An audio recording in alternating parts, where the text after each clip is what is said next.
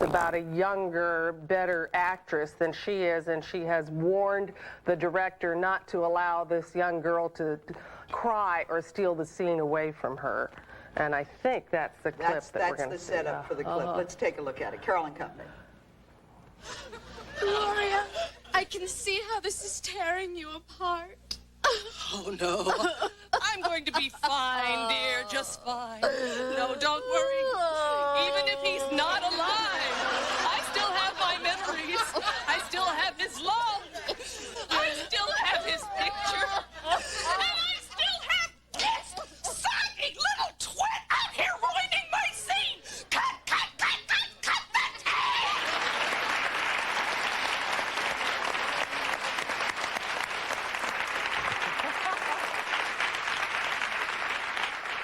Actually, she turns out not to be such a bad person. And our guest on the show is Robert Guillaume, who is just sensational in the show and to work with. Yeah. What?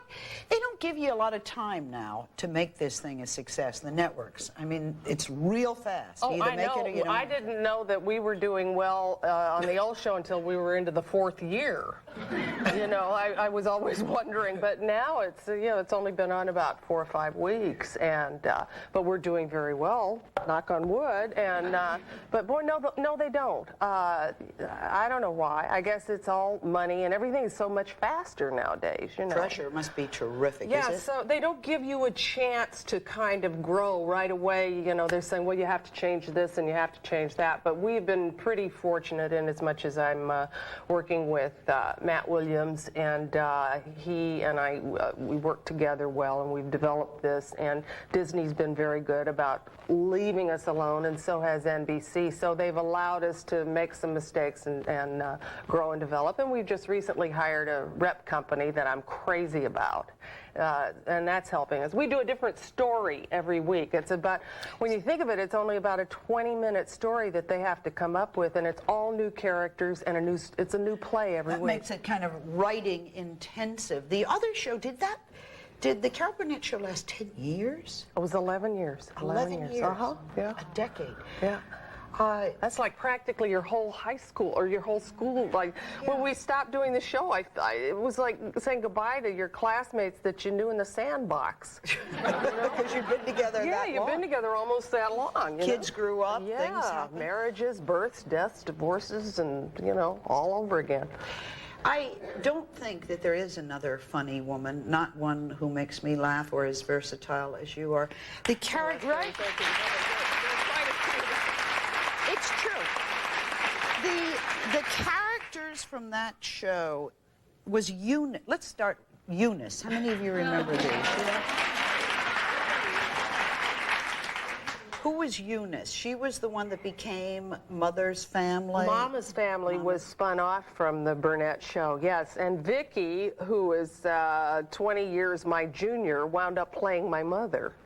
And that started out really as just one sketch on our show, and it was written by Dick Clare and Jenna McMahon, and they wrote it as kind of a reflection of their families, and they came from the Midwest. Oh. And when I read it, I saw some people that I knew because I'm from Texas, and so when I read it, I thought, well, they're writing about people I know. So that's how come we started talking like this, because that's the way I saw it. And then other people that I've met in Brooklyn said, hey, you're doing my family. So it was just great because it did appeal, I don't know if it appealed to a lot of people, but a lot of people could identify with those people, with that particular family, And Mrs. Wiggins.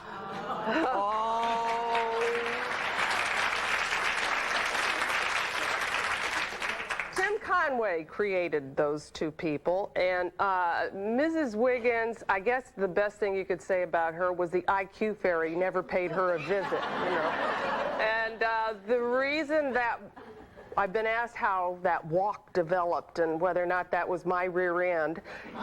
Yes, it was my rear end. Yeah, it came from Bob Mackie, who created the costumes. I went in to put this skirt on one day, and it was real baggy in the rear end, and so he was going to take it in because I'm kind of flat here. And I said, no, if I just stick my rear end out, I could fill it. So then the walk developed.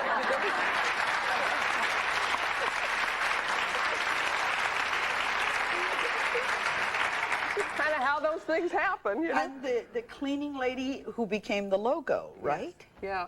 Well, I like to clean. Do you really Yeah, I like do. to clean? I can't cook, but I love to clean. People love to have me over for dinner because I eat everything and then I do the dishes. Yeah. What about the secretary? My kids were saying that's my favorite. Well, that was Mrs. Wiggins. She was a secretary okay. who, you know, her whole life was just sharpening pencils, but she didn't know how to write.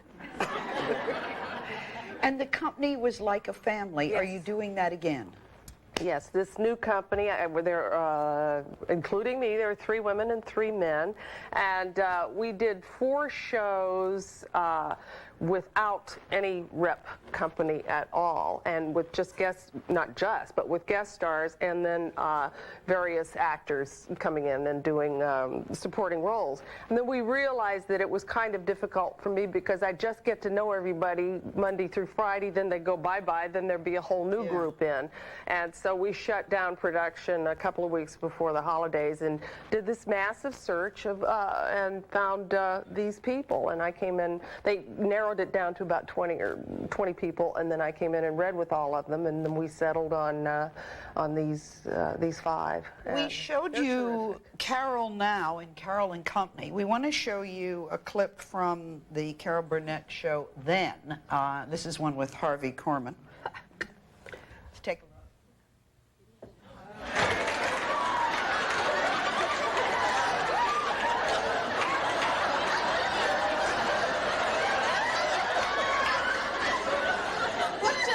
What brings you to Tara? You vixen, you. Starlet, I love you. That gown is gorgeous. Thank you. I saw it in the window and I just couldn't resist it.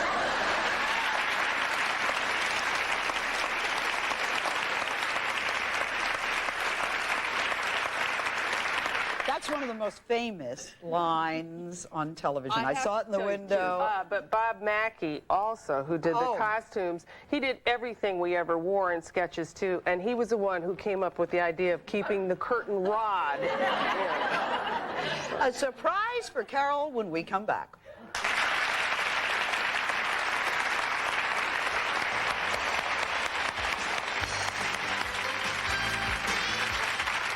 What I have here is your hands-free mobile communication center. You see, now what I do is I talk into this smoke detector and I listen out of this one. And then, of course, if I should ever catch on fire, I would be the first one to know.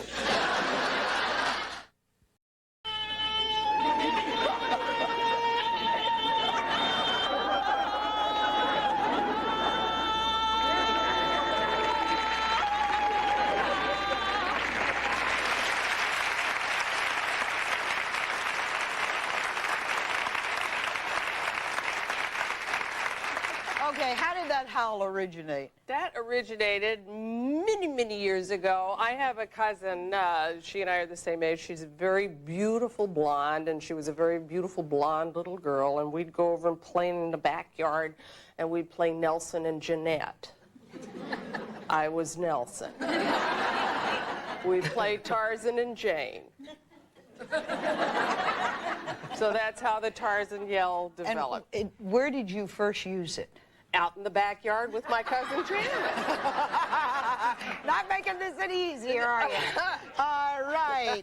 Okay, you did not lead into the clip from the Garry Moore show where you did use that. Did you not use that? Oh, yeah, when I started to work, then, I don't know, they found out I could do that. And so then I used it. I don't even remember the first time I did it. You have that? I don't know, but I got a clip from you doing the Garry Moore show. Now, listen to this. You and Durwood Kirby have just arrived from Mars.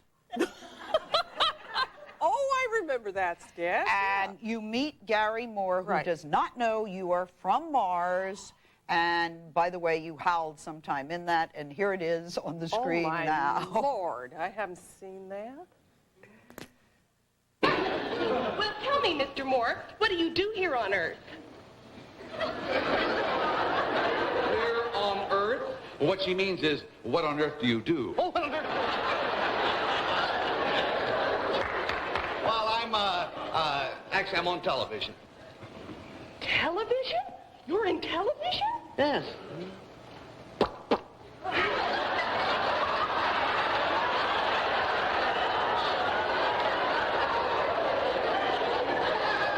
Well, I ain't the greatest, but I'm not that bad.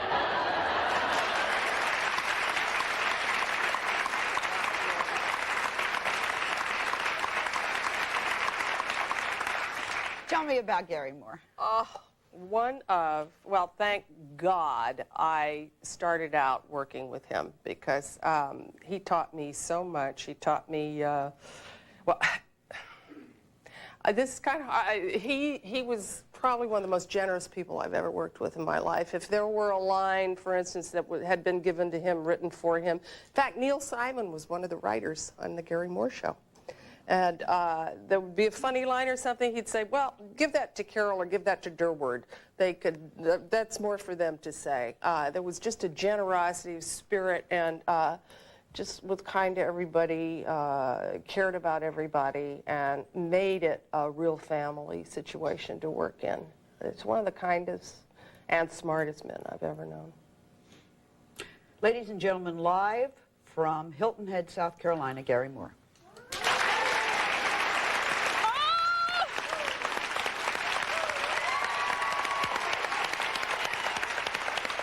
Oh my God.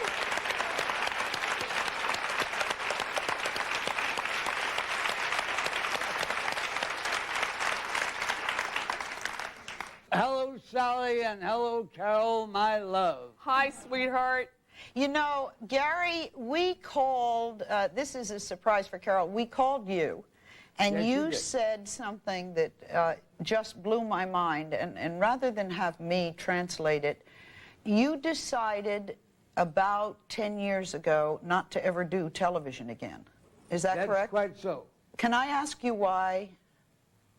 Well, the principal reason is I think that I had been around the track so many times that I didn't feel uncomfortable about retiring, and then also I had a cancer operation on my throat and my mouth, as a result of which you may have noticed I talk like I'm stoned all the time.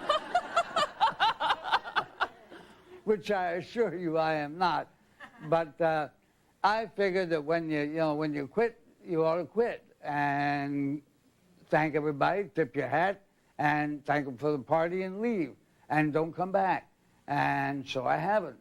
But when you called me and said Carol was going to be on, I had to be there. Oh.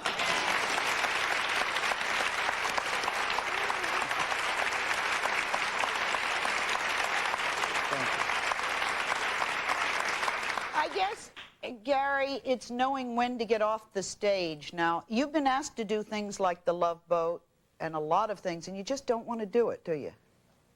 Well, no, I tell you, I used to, after I retired, I kept getting calls from Love Boat and to come out there and do a show. And I said thank you, but no thanks, because on the Love Boat, a very successful show, but they always had what I called the formaldehyde corner. They have about 4 plots going at one time. Then they would hire 2 over-the-hill actors, or an actor and an actress, to come on and be one of the other plots. And maybe they hadn't been seen on the air for 15 years. Well, when they came on, instead of the audience saying, my, isn't it great to see her again or him again, they would sit there and say, my God, what happened to him?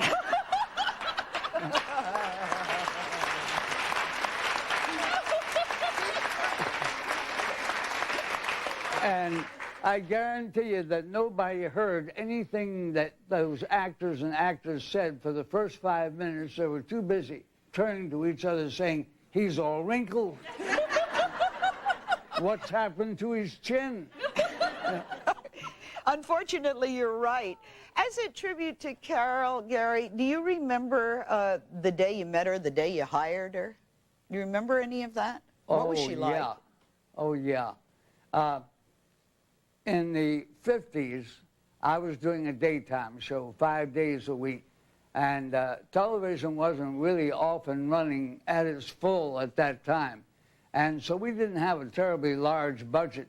And we couldn't hire big-name actors. And so every month, I would audition the bright new kids who had arrived in New York.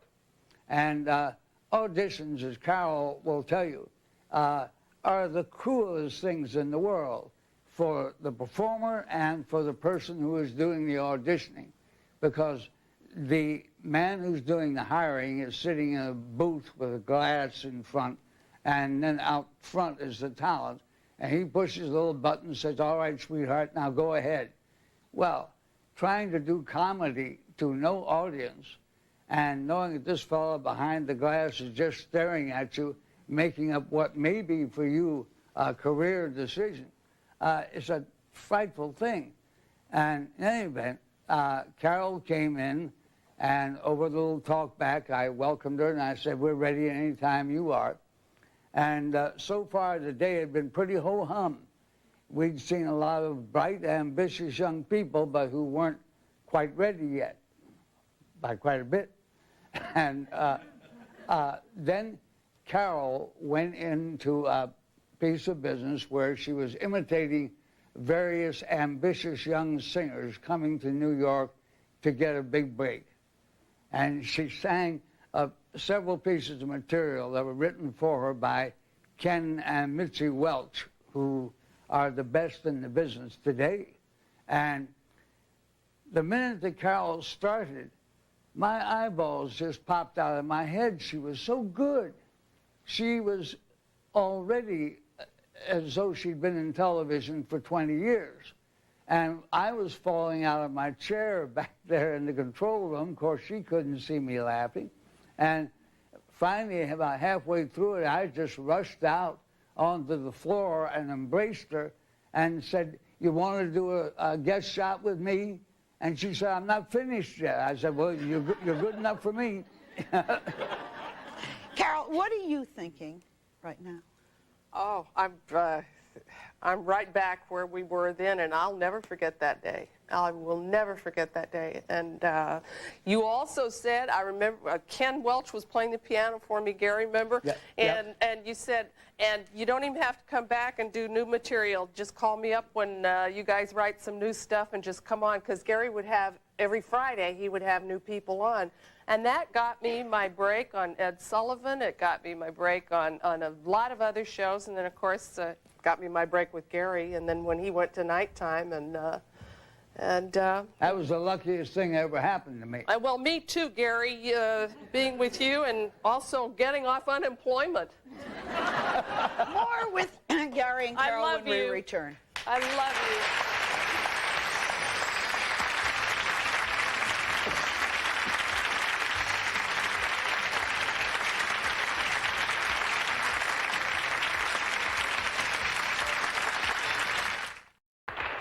Because this is your last regular night on the show, I've saved one very special gift for you that I know you've wanted. I wanted to try to get you something that, that you could, that you could use. You ready?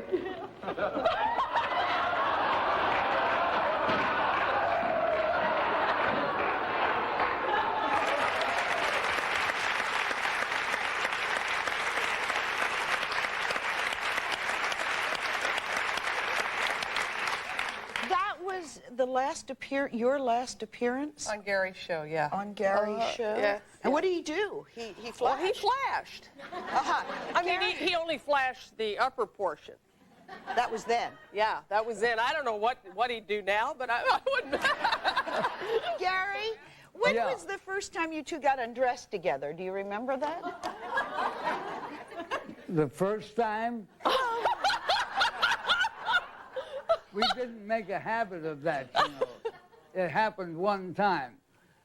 These were the days of live television, and our stage, of course, was on the first floor. Then my dressing room was on the floor above that, and Carol's was on the floor above that. And we had done one sketch, and then there was to be a commercial, and then we would come back and do another sketch with entirely different costumes. And so I thought to myself, well, gee, I'll never be able to make this change in time. So I arranged with my costume dresser to have all of my costumes and stuff in the elevator on the stage level. And that's where I would make my change. Carol, meanwhile, unbeknownst to me, had made the same arrangement with her dresser. So the commercial was over. I rushed into the elevator. I started to disrobe almost entirely to the buff. And in comes Carol rushing in with her dresser. And she hadn't been on the show very long, you know. We didn't know each other very well. And she looked very embarrassed. And I just said, well, I'm sorry about this, but this is show business, kid. Turn your back, and here we go.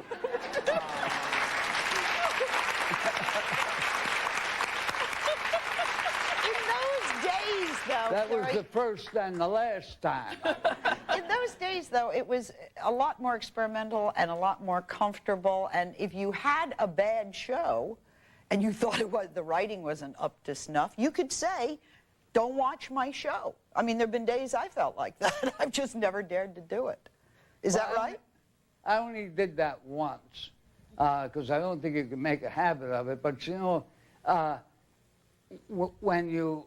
when you've been working all week with your writers, and the writers are the most unsung heroes of television or any other medium, and you've been working hard and you've been drinking the coffee up till 4 o'clock in the morning, and still you know that you have got a bad show that week.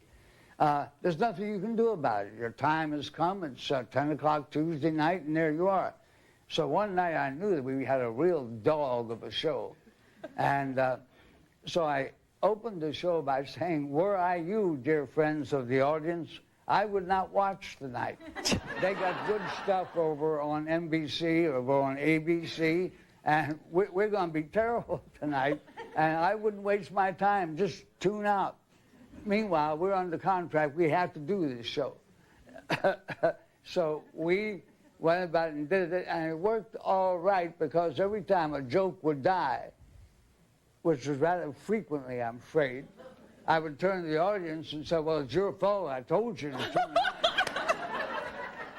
it on. And we did that for an hour, and it turned out that the audience was so fascinated by this total honesty that our rating was higher that week than it had been for a long time. It worked, in other words. Garry, what are you doing now with yourself in Hilton Head? I mean, I am sitting here eroding gently at my own sweet pace. And right at the moment, I am intensely uncomfortable. I don't mean my head, but I can't see anybody. Yes. I can't see you. I can't see Carol. And they got me hung up with wires here. I got a wire here. I got a wire here. I won't go any further, but you'd be amazed. Garry, on behalf of I Carol... just hope they don't turn up the voltage. Good. On behalf of Carol and our show, Carol, you want to say anything to say goodbye? What I want to do is just wish you I don't ever continued want to good say health. goodbye to you. You know how I love you. I cannot tell you how thrilled I am to see you, and I want you to know that Sally and I just look swell. Next, the personal side of Carol Burnett. I love you.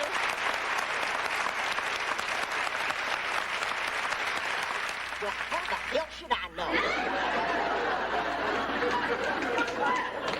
You mean you don't remember how many spaces you moved that thing just a second ago? Well, I guess I'm just too stupid ever to grab the goddamn dice up the past. Why the hell was I supposed to know you were going to move the wrong man? All right. Now, just stop it. I know what it was. It was a 7. Are you sure? It was a 7!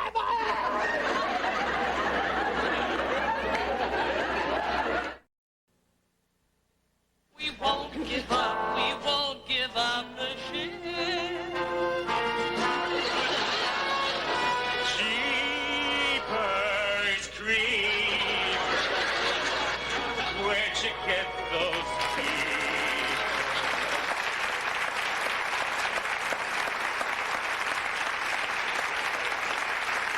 Who can do it all? Carol Burnett can do it all. She can sing and she can dance and tell funny stories and act and do all of that. I did want to just say one about Garry. I was so overwhelmed about your having him here and his doing that hookup. May I just say that I would wish anybody who was ever going to go into show business to get a break with somebody like Garry Moore, because I'm the luckiest pup that ever lived. There aren't a lot, though. See, that's the problem. There aren't a lot of those people. There are, but you got to find them, and they're around. They are in this business. They really are.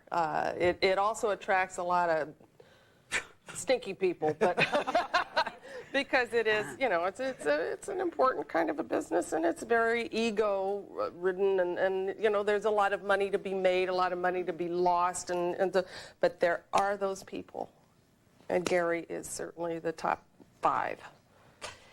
He has a way of looking at a camera. First of all, he's an intelligent and educated man. Mm-hmm. And I don't know how many of those there are. That's true. Well, let's move on. That was an important... No, I was going off on a tangent. I won't do that.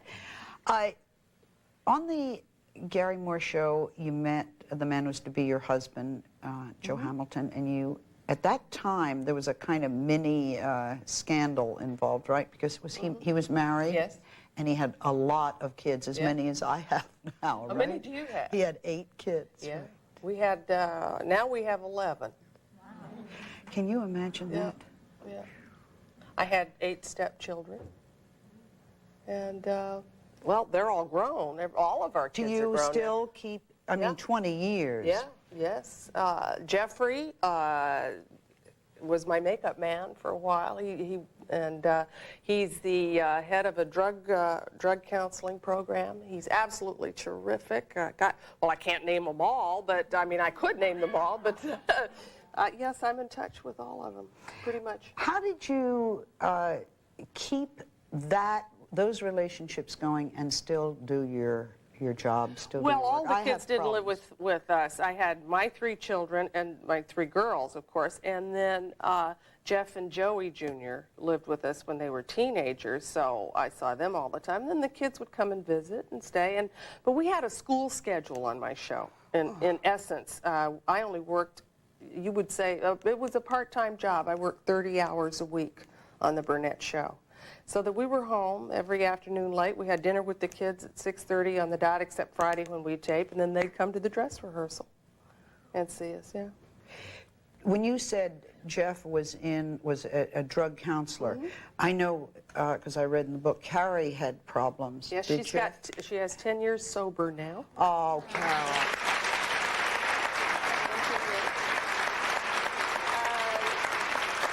Did Jeff have problems with that too? Jeff, yes, Jeff dipped in and out, had some drug problems, and Joey also had some, and they're both, and Joey's sober now, and Jeff is married and has a beautiful baby, and in fact, he married his sponsor.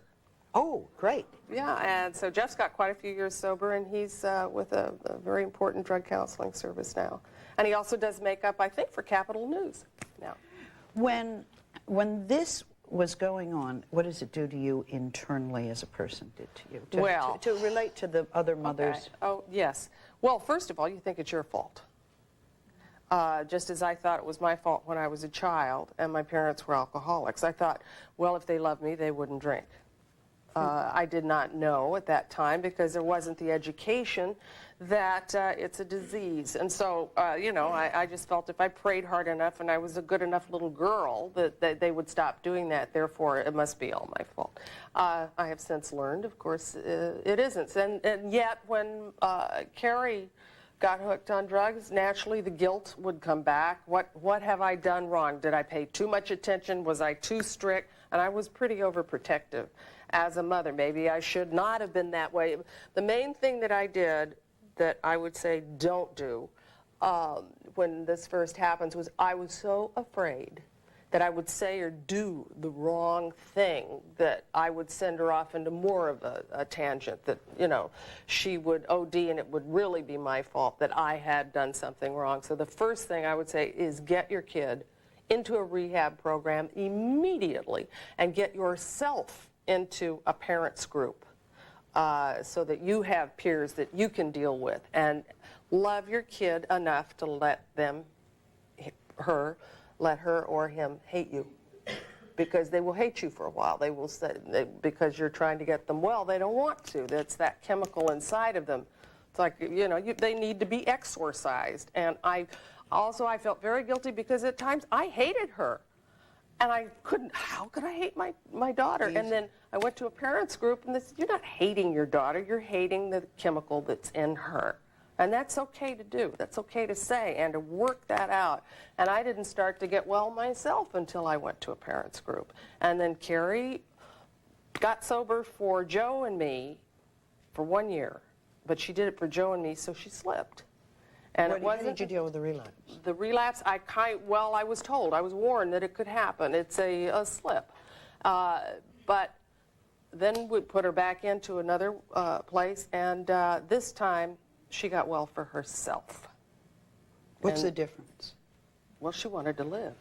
She wasn't trying to please anybody but stay alive and keep herself going and love herself and not do it for somebody else. You can't control anybody else. All you can do is control your own reaction to things, your own feelings. And so Al-Anon, Alateen, AA, NA, any of those, you know, get to them. There were some parents I met, and they didn't know where their children were. They didn't even know if they were alive or dead, but they went to those parents' meetings, and they kept going, and that kept them going. And I can't express that strongly enough. You met Joe on the Garry Moore show, and you were married. I met him, actually, when I did a guest shot on the Dinah Shore show. Really? Yeah, even before that. Was he directing or producing? He was writing, and I think kind of associate producing, writing music. Special material. That's when we first met. And he was my boss on the Garry Moore show. He was a producer, and then he and his wife were separated. And I didn't even know that I fell in love with him until that I was falling in love with him. We'd known each other about 3 or 4 years before that happened, and we're not married anymore. But we had 20 years, and people say, "Gosh, isn't that a shame?" I say, "No, I consider it." A success to be married to somebody, and we still see each other, and it's a good relationship now. There's no particular reason that I want to go into except to say that there wasn't a third party, which I think is enough to say. You know, people get to go into parallel lines, and that's kind of what happened. But the kids are terrific, and they see their dad all the time, and me, and each other. 2 of my daughters, Jody and Carrie, are rooming together. I don't know how long that's going to last. Well, if your family goes out to dinner for a special anniversary, you have to take the restaurant. It's the whole restaurant, yes. Yeah. A big restaurant. That's a troop movement. Yeah. Well, also, I'm a step-grandmother, too, several times over. Joe has a lot of grandchildren. Did he remarry? No. He did not, and you did not? No. You had a show. You had a show that really I thought of. And then you had the show. I thought I was an original in this. Because people had asked me, do you want to get married or remarried again or anything? And I said, well, no. Well, maybe, if he lives next door. We did have a show. And about a week after, I'd said 2 weeks after that, you had couples who are married who don't live together. Of course, you can't have little children, but I just thought, what a swell idea, because you could just have your own place, and you could go click on the television when you want to. And you know, then you could kind of, have a slap and a tickle once in a while. And and then you go out and you date and all of that stuff. I just thought that was swell. Or there was a couple, one man. One was he lived Roger, upstairs. was it and Roger Williams, Roger the pianist? Williams? They have houses across the street and a tunnel underneath. Can you see? And they wander in their underwear through the tunnel going, and then there was an upstairs and a downstairs. They meet on the back staircase and they knock on each other's I mean, door. it's kind of sexy, isn't it? My husband will not let me go to the bathroom without knowing where I'm going. So I get as much chance of having a house next door as the man in the moon. We'll take a break. We'll be right back.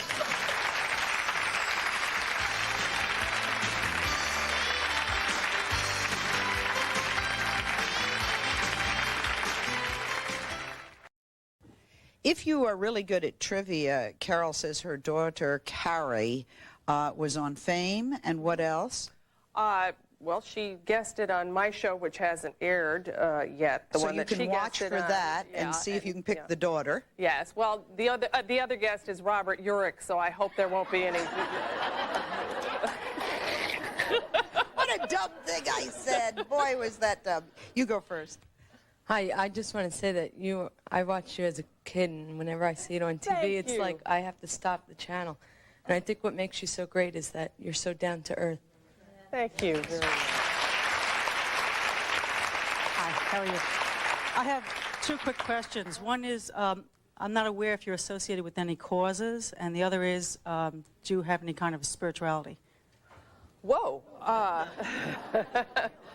I don't have any organized religion that I belong to. I was raised in Christian Science, so part of that, I do go to doctors, however, but part of that is still within me about the positive aspect, you know, of if something negative happens, I always think that there's a reason and there's another door to go through. It's a bit Pollyanna-ish, but boy, I tell you, it sees you through an awful lot and it works.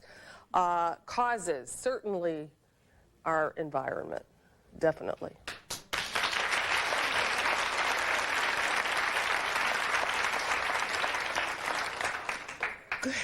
If you have not read Carol's book, growing up was rough. The grandmother was Christian Science, and you lived with her. Well, she was a hypochondriacal, pill-popping Christian Scientist. See, she wanted all bases covered. She would do the scientific statement of being, which is, you know, knowing the truth, as we call it in Christian Science, and you know, that everything is fine and there is no illness or anything, while she'd be popping aspirin all the time. So she just wanted to make sure that, you know, she wasn't going to miss out on anything. But I loved her, boy. She was my rock. She was there and there for me when my mother was sick and couldn't be. Yeah. Did both parents drink? Mm-hmm. They both died at the age of 46. Yeah. And you didn't have the money to go home? No, I didn't. Not for either thing. My dad. I came to New York in in the summer of '54. I dropped out of UCLA and came back here to try to get into show business. And I was working at Susan Palmer's restaurant over here on 49th, checking hats. It was a ladies' tea room, so none of them checked their hats. So that. So I wasn't making too much in tips, but and then when my father died, I didn't have the money to go back, and then my mother died 4 years later. I still didn't have the money to go back, so I got the news from my grandmother, and then I brought my kid sister back here, and I raised her. Yes. Carol, you've been doing comedy for so many years. I wonder if you ever tire of it. I love it. That's the most fun in the world. It's immediate gratification. You either know if it's working immediately and you know if it's not working immediately. You know, it's much more fun than drama. It's more difficult because people are liable to cry at the same things, but not everybody laughs at the same things. So you know, that's the tough part, and you hope that if you get 20 or 30% of an audience laughing with you, you're really lucky. And I love it. As I say, immediate gratification, like Windex. See, I'm into cleaning, you know. Clean. Quick question. Finally, Miss Burnett, Yes. it's mano y mano. It is indeed an honor. Thank you. And I'd just like to ask, do you know when the show is going to air so I can put my VCR on at home? This show, this particular show, Sally would, you know, I don't know. May 9th. May 9th. May 9th. Today. Thank you for asking, because I'm Today going to put my VCR on, too. Do you know how to work yours? Quick. I can do that. I know how to time it, yeah. Carol, I just want to say you look terrific. Thank you. Better every year. Thank you. And thanks for sharing your strength with your family problems. I think it helps all of America. I agree. We'll take a break.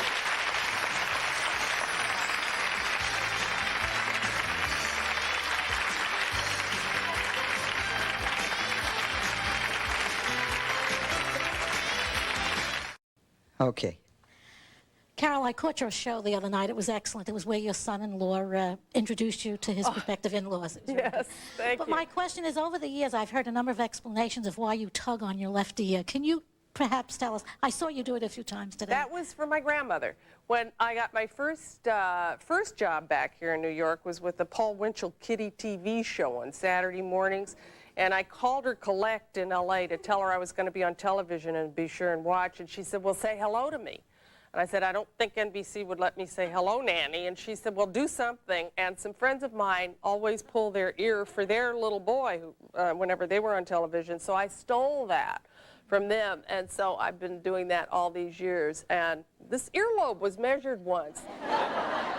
It's a little bit longer. It's like a couple of millimeters longer than this one. Carol, I just have to tell you your special with Julie Andrews was fabulous. Thank you. I love working with her again. Thank you. We'll take a break. We'll be right back.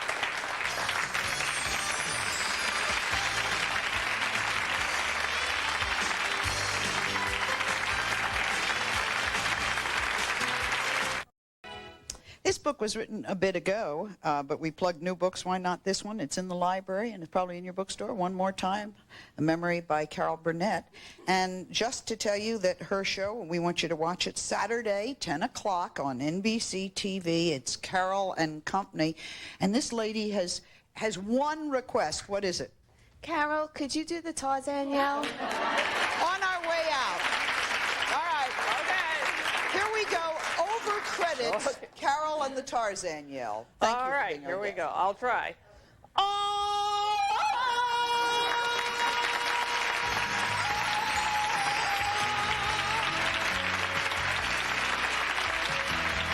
Some members of our audience will receive, and a promotional fee has been provided by Extra strength SOS glass cleaners in ammonia or fresh scent vinegar. For any kind of mess, call SOS. Introducing the first no-mess cream antiperspirant, new Arid Cream. Just squeeze it up and smooth it on for powerful protection against wetness and odor. New Arid Cream. New Advanced Action Whisk Liquid. It's the best whisk ever. New Advanced Action Whisk Liquid.